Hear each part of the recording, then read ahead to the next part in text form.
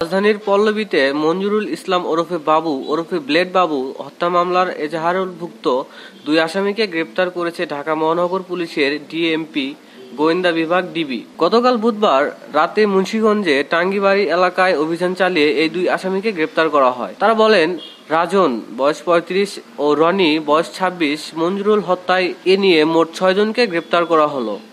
আজ বৃহস্পতিবার রাজধানীর মিন্টো রোডে ডিএমপির মিডিয়া সেন্টারে আয়োজিত সংবাদ সম্মেলনে এসব তথ্য জানানো হয়। সংবাদ সম্মেলনে ডিএমপির গোয়েন্দা বিভাগের মিরপুর ও তেজগাঁও উপকমিশনার মিজানুর রহমান বলেন, আধিপত্য বিস্তার সহ দ্বন্দ্বের জেরে ২০ জানুয়ারি পল্লবী এলাকায় সন্ত্রাসী রাজন গ্রুপ মঞ্জুরুলকে হত্যা করে। এ ঘটনায় মঞ্জুরুলের স্ত্রী রাবেয়া আক্তার পল্লবী থানায় হত্যা মামলায় দায় করেন। থানা পুলিশের পাশাপাশি ডিএমপির ডিবি হত্যাকারীদের গ্রেপ্তারের তৎপরতা শুরু করে। তারা ঘটনাস্থলের আশেপাশের সিসিটিভি ফুটেজ বিশ্লেষণ করে তথ্য প্রযুক্তির সহায়তা নেন।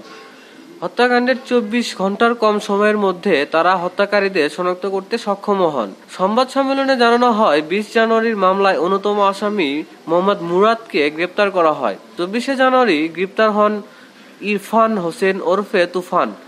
২৬শে জানুয়ারি রাব্বি ওরফে কুত্তা রাব্বিকে গ্রেপ্তার করা হয়। ২৬শে জানুয়ারি গ্রেপ্তার হন আরেক আসামি সাজ্জাদ।